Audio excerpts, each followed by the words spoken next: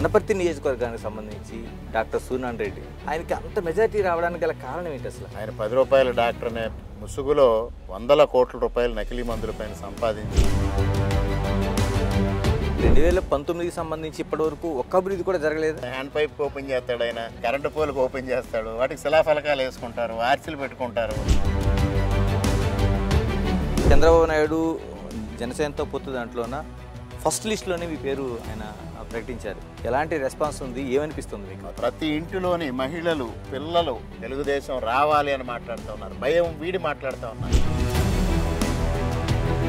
Nallamilli రామకృష్ణారెడ్డికి vote వేయాలంటే ఏం విజ్ఞప్తి చేస్తారు? మరలా 14-19 మధ్య కాలంలో ఉన్న అభివృద్ధి మరలా తీసుకొస్తాననేది ఒక్కటే హామీ.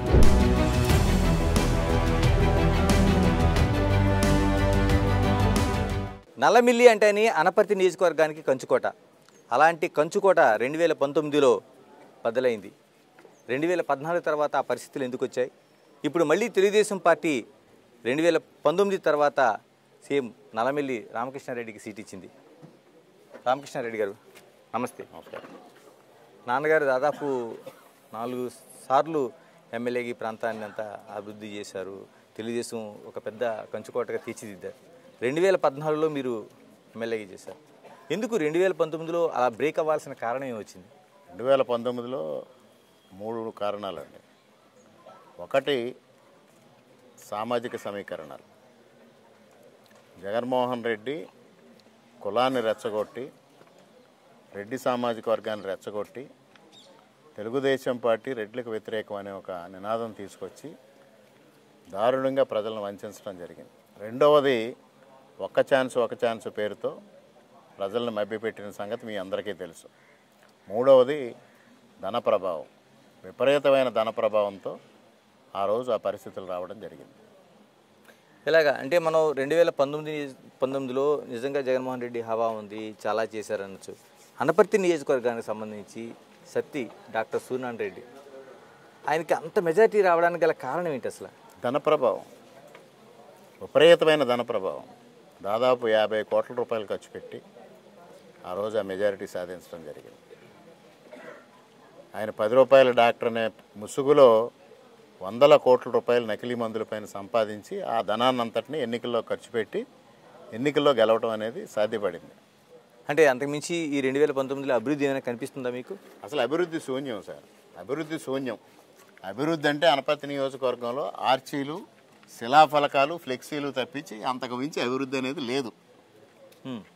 ఇది ఒక విచిత్రమైన పరిస్థితి. అనపర్తి నియోజకవర్గంలో చిన్న రోడ్డు వేసి దానికి ఒక పెద్ద ఆర్చి, ఆ రోడ్డు నిర్మాణం ఖర్చు కన్నా ఆర్చి నిర్మాణం ఖర్చు ఎక్కువ. అదేవిధంగా ఫ్లెక్సీలు, చివరికి ఏ పరిస్థితి అంటే ఒక ఎలక్ట్రిక్ పోలు వేస్తే దానికి ఒక ఫ్లెక్సీ పెట్టి ప్రారంభోత్సవం చేసే దౌర్భాగ్యమైన పరిస్థితి అనపర్తి నియోజకవర్గంలో చూస్తున్నాం. అంతకు మించి అభివృద్ధి కార్యక్రమాలు లేదు. హ్యాండ్ పంప్ని ఎమ్మెల్యే ప్రారంభిస్తాడు, ఒక కరెంటు బల్బుని ఎమ్మెల్యే ప్రారంభిస్తాడు, వీధి బల్బుని. అది పరిస్థితి. అంతకుమించి అభివృద్ధి కార్యక్రమాలు ఇక్కడ ఏమి లేవండి. అంటే మీ నాన్నగారు 4 సార్లు ఎమ్మెల్యేగా చేశారు, మీరు 2014లో ఎమ్మెల్యేగా చేశారు.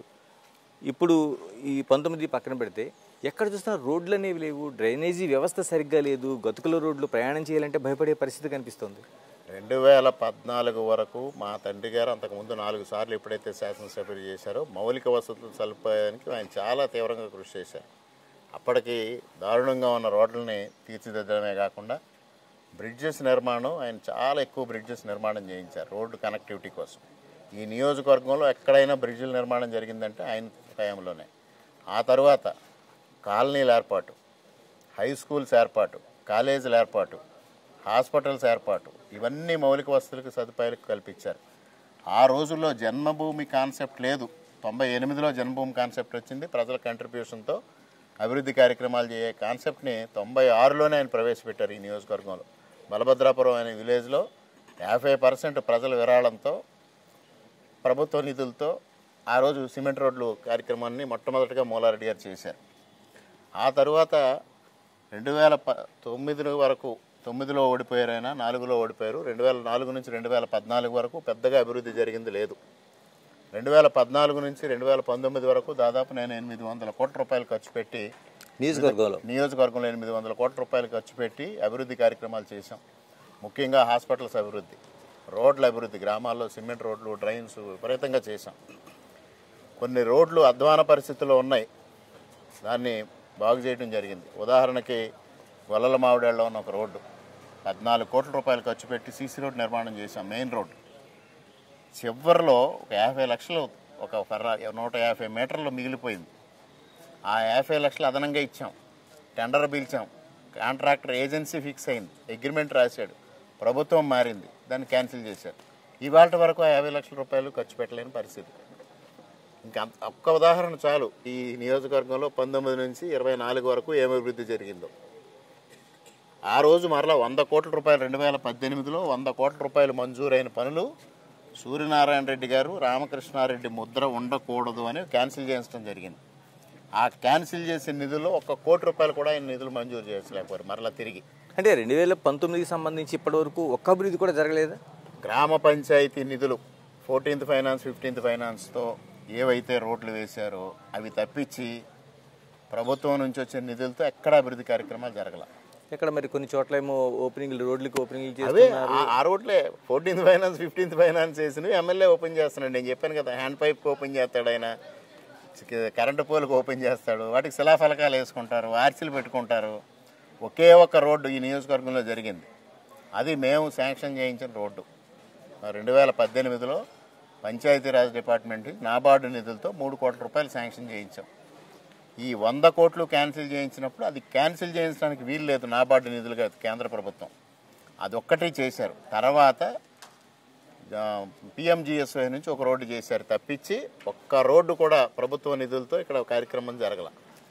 అంటే మేము రాజమండ్రి నుంచి అనపర్తి వరకు వస్తున్నాం, చాలా కాలంగా దశాబ్ద కాలంగా ఆ కాలువ రోడ్డు అనేది అలాగే మిగిలిపోయింది. అసలు అంటే తెలుగుదేశం ఉన్నప్పుడు హామీ ఇచ్చారు, ఇప్పుడు వైసీపీ అంతకుముందు హామీ ఇచ్చారు, ఎందుకని అంట సాధ్యం కాంది? అదేమైనా సాధ్యం కాంది కాదండి. అది ఏమి జరిగిందంటే కిరణ్ కుమార్ రెడ్డి గారు ముఖ్యమంత్రిగా ఉండగా ఏడీబీ ఫండ్స్ ఇచ్చారు, ఏషియన్ డెవలప్మెంట్ బ్యాంక్ ఇచ్చి, వరల్డ్ బ్యాంక్ ఫండ్స్ ఇచ్చి, దానికి దాదాపు 230 కోట్ల రూపాయలు ఇచ్చి మంజూరు చేయడంతో పాటు కాంట్రాక్టర్ని ఫిక్స్ చేశారు. ఆ రోజు రాయపాటి సాంబశివరావు గారి కంపెనీ ట్రాన్స్ట్రాయ్కి ఆ కంపెనీకి వర్క్ రావడం జరిగింది. వాళ్ళు డిఫరెంట్ రీజన్స్తో, మీ అందరికీ తెలిసిందే ట్రాన్స్ట్రాయ్ కంపెనీ ఏ విధమైన పరిస్థితులకు వెళ్ళిపోవడం వల్ల వాళ్ళు వర్క్ చేయకపోగా వాళ్ళు ఏం చేశారంటే అక్కడక్కడ కల్వర్ట్లు ఓపెన్ చేసి రోడ్లు ట్రెంచ్లు పెట్టి అసంపూర్తిగా వదిలేసిన పరిస్థితి. దానివల్ల ప్రయాణికులు తీవ్రంగా ఇబ్బంది పడుతున్న పరిస్థితి. తర్వాత తెలుగుదేశం ప్రభుత్వం రావడం, గోదావరి పుష్కరాలు రావడం, ఆ పుష్కరాల హయాంలో నేను తీవ్రంగా ముఖ్యమంత్రి గారు ఒత్తిడి తేవడం, ముఖ్యమంత్రి గారు వాళ్ళపైన ఒత్తిడి తేవడం, ఏ విధంగా చేసినా వాళ్ళు ముందుకు సాగల. కిరణ్ కుమార్ రెడ్డి గారి హయాంలో వాళ్ళకి మొబిలైజేషన్ అడ్వాన్స్ కూడా ఇచ్చారు, అయినప్పటికీ ఆ వర్క్ ముందుకు సాగల. కనీసం ప్రయాణికులు చాలా తీవ్రమైన ఇబ్బందులు పడతా ఉన్నారు. కల్వర్ట్లు ఓపెన్ చేసేసి ఆ రాడ్స్ ఎక్స్పోజ్ అవ్వడం వల్ల యాక్సిడెంట్లు అయ్యి ప్రయాణికులు చనిపోతున్న పరిస్థితిని అబ్జర్వ్ చేశాం. అప్పుడు తీవ్రంగా ఆలోచించి అనేక మార్లు ఆర్ఎండ్బి ఈఎన్సీని కలిసి ఏ విధంగా దీనికి పరిష్కారం, అట్లీస్ట్ ప్రయాణికులు ప్రయాణం చేయడానికి వీలు కలగాలి, దీనికి మోక్షం ఏంటి అని ఎన్నో దఫాలుగా ఆలోచిస్తే ఆల్రెడీ ఒక మెయిన్ వర్క్ వరల్డ్ బ్యాంక్ నిధులతో ఏదైతే వర్క్ జరుగుతున్న పరిస్థితిలో దానికి ప్యాచ్ వర్క్ ఇవ్వడం కానీ మెయింటెనెన్స్ ఇవ్వడం కానీ సాధ్యం కాదని ఇంజనీరింగ్ ఇన్ చీఫ్ చెప్పడం జరిగింది. మరి మార్గం లేదా అని ఆలోచిస్తే ముఖ్యమంత్రి గారు స్పెషల్ పర్మిషన్ ఇస్తే అప్పుడు మనం చేయొచ్చు అంటే నేను మరలా ముఖ్యమంత్రి గారి దగ్గరికి వెళ్ళడం, అప్పుడు ముఖ్యమంత్రి గారు దానికి ఒప్పుకోవడం, వీళ్ళు ఆర్ఎండ్బి వాళ్ళు ప్రపోజల్స్ ఇవ్వడం, 9 కోట్ల రూపాయలతో ఇప్పుడు ప్యాచ్ వర్క్ నిధులు మంజూరు చేయించి మొత్తం రోడ్ అంతా ఇంటెన్సివ్ ప్యాచ్ వర్క్ చేయించాం. తర్వాత కల్వర్ట్స్ ఓపెన్ చేసేసిన కల్వర్ట్స్ని రిపేర్స్ చేసి అట్లీస్ట్ కల్వర్ట్ల పార్ట్ పూర్తి చేయాలని అప్పుడు ఆర్ఎండ్బి మంత్రిగా ఉన్న అయ్యన్ పాత్రుడు గారిని తీసుకొచ్చి ప్రత్యక్షంగా చూపించి ఇంజనీరింగ్ చీఫ్ని చూపించి 2.5 కోట్లు మంజూరు చేయించి కల్వర్ట్లన్నీ పూర్తి చేయించాం. ఆ విధంగా అట్లీస్ట్ ట్రాఫిక్ వెళ్ళే పరిస్థితి సృష్టించాం. ఆ సమయంలో ఇప్పుడు ఎవరైతే ఎమ్మెల్యేగా ఉన్న సూర్యనారాయణ రెడ్డి గారు ఒక పాదయాత్ర చేసి, మేలుకొలుపు యాత్ర అని రకరకాల పేర్లు పెట్టి పాదయాత్ర చేసి, నేను పాదయాత్ర చేయడం వల్ల నిధులు వచ్చాయి, ఈ నిధులు నేను సాధించాను అని ఆ రోజు ఆయన డాంబికాలు చెప్పుకోవడం జరిగింది. మరి ఆ రోజు 9 కోట్లు మేము మంజూరు చేసింది ఆయన తన గొప్పగా చెప్పుకుంటే ఇవాళ కనీసం 9 లక్షలు కూడా ప్యాచ్ వర్క్కి మంజూరు చేయించలేని పరిస్థితి ఏర్పడింది. దానికి ఏమి సమాధానం చెప్తాడు ఆయన? సొంత నిధులతో నేను చేయిస్తానని గొప్పలు చెప్తూ ఉంటారు. పక్క నియోజకవర్గాల్లో ప్యాచ్ వర్కులు జరుగుతూ ఉన్నాయి. రామచంద్రాపురం నియోజకవర్గంలో జరుగుతుంది, మండపేటలో జరుగుతుంది, ఇతర నియోజకవర్గాల్లో రాజానగర్లో జరుగుతుంది, అనపర్తిలో ఎందుకు జరగటం లేదు? ఇది ఎమ్మెల్యే చేతగాంతనానికి నిదర్శనం. అంటే చాలా వరకు రామకృష్ణారెడ్డి గారు అనపర్తి అంటే అంతకుముందు వడ్డీ వ్యాపారాల దౌర్జన్యాలు, లేకపోతే దొంగ నోట్లు, లేకపోతే నకిలీ నోట్లు ఇలా ఉండేది. ఇప్పుడు ఏకంగా గ్రావెల్ కుంభకోణాలు అంటున్నారు. 500 కోట్లకు పైగా కుంభకోణాలని బయట పెడుతున్నారు. అందులో ఏంటుంది డాక్టర్ సత్య సూర్యనారాయణ గారి వాటా ఎంత, లేకపోతే నల్లమిల్లి రామకృష్ణారెడ్డి గారి వాటా ఎంత? నల్లమిల్లి రామకృష్ణారెడ్డి గారికి వాటా ఉంటే నల్లమిల్లి రామకృష్ణారెడ్డి గారు పోరాటం ఎందుకు చేస్తారండి? నల్లమిల్లి రామకృష్ణారెడ్డి గారికి వాటా ఉంటే నల్లమిల్లి రామకృష్ణారెడ్డి గారు పోరాటం చేయరు కదా, కోర్టులకు వెళ్ళరు, ప్రత్యక్ష పోరాటాలు చేయరు. ఇలాగ ఇప్పుడు చేస్తున్న పోరాటాలకి ఏమైనా ఫలితం కనిపిస్తుందా? తప్పనిసరిగా ఫలితం ఉందండి. నేను న్యాయస్థానానికి వెళ్ళడం వల్ల గ్రావెల్ కుంభకోణాలు ఆగిపోయినాయి, కొత్త దారులు తొక్కినాయి. ఆక్సిజన్ ప్లాంట్ పేరుతో చందాల వసూలు, కరోనా పేరుతో చందాల వసూలు, పామాయిల్ రైతులకు నష్టం జరిగితే దానికి సెటిల్మెంట్ పేరుతో రైతులకు డబ్బు కైంకర్యం చేయడం. ఇవాళ జాతీయ జెండా పెట్టడానికి, వాళ్ళు బావమరిది కాలేజీలో జాతీయ జెండా పెట్టడానికి కూడా చందాల వసూలు. గ్రామ దేవతల పేరుతో కూడా చందాలు వసూలు చేసుకొని ఆ నిధులు ఏమవుతున్నాయో పారదర్శక విధానం లేకుండా ఖర్చు పెడతా ఉన్నారు. ఇది ఒక కొత్త విధానం. చందాలు వసూలు చేసి ఆ చందాలని కైంకర్యం చేయొచ్చు, ఆ విధంగా డబ్బు సంపాదించని మొట్టమొదటిసారిగా సూర్యనారాయణ రెడ్డి గారి దంపతులు ఒక కొత్త విధానాన్ని, అందుకే అవినీతి కొలంబస్ అన్నాను నేను. అంటే నేను వైద్యుడిగా సేవ చేస్తున్నాను, ఇప్పటికీ ప్రాక్టీస్ చేస్తున్నాను, ప్రజల సేవే నా కర్తవ్యం అని చెప్తున్నారు. మీరేమో 10 రూపాయల డాక్టర్ కానీ, లేకపోతే చౌక ధరకి డాక్టర్ ఇచ్చే వైద్యం ఇచ్చే డాక్టర్ కానీ ముసుగులో ఉన్నారంటున్నారు. తప్పనిసరిగా ముసుగానండి, అందుకే చర్చకు రమ్మన్నా. ఆయన ఫార్మసీలో అమ్మే మందులేమీ సరైన కంపెనీలు ఉండవు. ఆయన ప్రిస్క్రిప్షన్ చూడండి, ఆయన ఇక్కడ 1000 రూపాయలకు తగ్గదు ప్రిస్క్రిప్షన్. ఒక సామాన్యుడు జ్వరం కోసం వెళితే 1000 రూపాయల ప్రిస్క్రిప్షన్ వస్తుంది. ఫీజు 10 రూపాయలు కన్సల్టేషన్ ఫీజు, ఇక్కడ 1000 రూపాయలు ఖర్చు పెట్టాలి. ఫార్మసీ ఆయన సొంతం. దాంట్లో ఏం జరుగుతుందో మీకు అర్థమవుతుంది. మీరు ఎగ్జాంపుల్ చెప్తా. కరోనా సమయంలో ప్రతి మనిషి తనకి తోచిన సాయం చేశాడు. మా నియోజకవర్గంలో ఒక గ్రామంలో, రాజుపాలెం అనే గ్రామంలో మా గ్రామ శాఖ అధ్యక్షుడు, అతను ఒక school bus driver.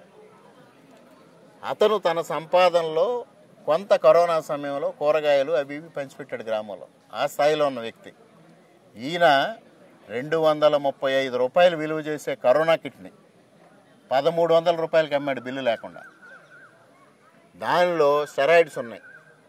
Doctor prescription లేకుండా స్టెరాయిడ్స్ ఇచ్చే పద్ధతేనాది?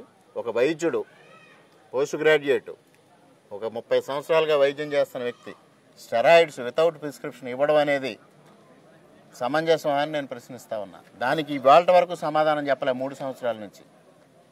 మీరు చెప్తున్నట్టు అన్ఎథికల్గా ప్రాక్టీస్ జరుగుతుందని చెప్తున్నారు, నకిలీ మందులు అంటున్నారు. మరి డ్రగ్ కంట్రోల్ వాళ్ళు ఏం చేస్తున్నారు? మీ ఫిర్యాదులు ఎక్కడ పోతున్నాయి?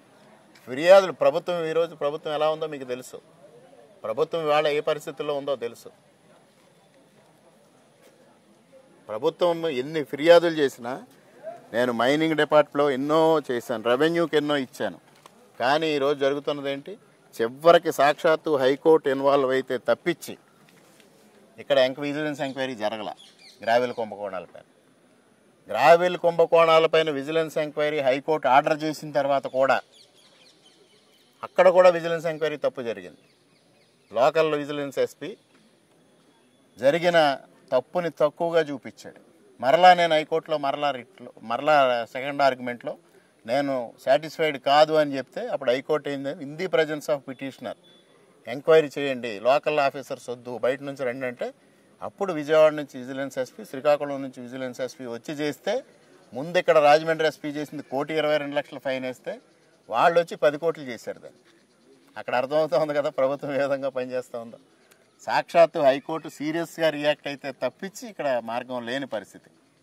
అంటే నల్లమిల్లి రామకృష్ణారెడ్డి బయటకు వస్తే శాంతి భద్రతలకు విఘాతం, అందుకనే ఆయన మేము ఇంటిలోనే ఉంచుతున్నాం అనే పరిస్థితి చాలా చోట్ల, అంటే జరిగిన ఘటనలో మనకు అనేకం కనిపిస్తున్నాయి. జరిగిన ఘటనలో నల్లమిల్లి రామకృష్ణారెడ్డి వస్తే శాంతి భద్రతలకు విఘాతం లేదండి, వాళ్ళ అవినీతి కుంభకోణాలకి విఘాతం కలుగుతూ ఉంది. అందుకోసం పోలీసులు పెట్టి నన్ను అణిచివేసే కార్యక్రమాలు. చంద్రబాబు నాయుడు గారు అరెస్ట్ అయితే నన్ను 5 రోజులు హౌస్ అరెస్ట్ చేశారు. అసలు హౌస్ అరెస్ట్ అనే పదమే సిఆర్పిసిలో లేదు. ఇవాళ నేను హ్యూమన్ రైట్స్ కమిషన్కి వెళ్ళా, నేషనల్ హ్యూమన్ రైట్స్ కమిషన్కి, నన్ను 30 సార్లు హౌస్ అరెస్ట్ చేశారు. హౌస్ అరెస్ట్ అనే పదం సిఆర్పిసిలో లేదు. ఆ విధంగా పోలీస్ డిపార్ట్మెంట్ తప్పు చేసింది, వీళ్ళపైన యాక్షన్ తీసుకోండి అంటే అది ప్రస్తుతం ఎంక్వైరీ జరుగుతూ ఉంది. అందుకోసమే నిన్న సవాల్ చేసినప్పుడు కూడా హౌస్ అరెస్ట్ చేయడానికి పోలీసులు భయపడ్డారు. అదేంటి అంటుంది, మీరు డైరెక్ట్గా సవాల్ చేస్తున్నారు, నేను నిరూపిస్తాను రమ్మంటున్నారు, ఎందుకని అంటే పోలీసులతో అడ్డుపడుతున్నారా, రావడానికి భయపడుతున్నారా వాళ్ళు? పోలీసులను అడ్డు పెట్టుకుని ఆయన తప్పించుకుంటా ఉన్నాడు. చర్చ చేస్తే వాస్తవాలు బయటకు వస్తాయి. ఇప్పుడు ఇవాళ ఆక్సిజన్ ప్లాంట్ ఉంది, ఆక్సిజన్ ప్లాంట్ కోసం 2 కోట్ల రూపాయలు చందాలు వసూలు చేశారు. అక్కడ 50 లక్షలతో ఆక్సిజన్ ప్లాంటు ఏర్పాటు చేసినట్టుగా కలెక్టర్తో ప్రారంభోత్సవం శిలాఫలకం వేశారు. అదొక తప్పు. 2 కోట్లు ఇక్కడ వసూలు చేశారు. నేనేమంటాను, మీకు అసలు డొనేషన్స్ ఎంత వసూలు చేశారో, విరాళాలు ఎంత వసూలు చేశారో పారదర్శకంగా ఒక ఫ్లెక్సీలు ఏర్పాటు చేయండి. విరాళాలు ఇచ్చిన వాళ్ళకి కూడా తెలుస్తుంది కదా దాతలకి. ఎందుకు మీకు భయం? ఇక్కడేమో 50 లక్షలు వేశారు. ఒకరోజు చర్చ జరిగింది అక్కడ హాస్పిటల్ దగ్గర. అప్పుడు హాస్పిటల్ కమిటీ అంటూ ఒక ఆయన బయటకు వచ్చి మేము 41 లక్షలు వసూలు చేసాం, 10 లక్షలు ఖర్చు పెట్టామన్నారు. మరి 31 లక్షలు ఏం జరిగింది అంటే వడ్డీకి తిప్పుతా ఉన్నా అన్నారు. అసలు కమిటీకి ఆ పవర్స్ ఎక్కడ? వడ్డీకి తిప్పే పవర్స్ ఎక్కడ? అసలు విరాళాలు వసూలు చేసే పవర్స్ ఎక్కువ. మరి అక్కడ 50 లక్షలు రాయేసి ప్రారంభోత్సవం రాయేసి 10 లక్షలు ఖర్చు పెట్టామని ఏ విధంగా స్టేట్మెంట్ ఇస్తున్నారు? అక్కడ కాంట్రడిక్టరీగా ఉంది కదండి ఇవంతా. దానికి ఇవాళ స్పష్టమైన సమాధానం లేదు. అప్పుడే 8 మాసాలు అవుతుంది అది గడిచి. 8 మాసాల నుంచి నేను డిమాండ్ చేస్తా ఉన్నా, చర్చకి రండి, చర్చకి రండి, చర్చకి రండి. వేదిక మీరు చెప్పండి లేకపోతే నేను చెప్తా, తేదీ మీరు చెప్పండి లేకపోతే నేను చెప్తా.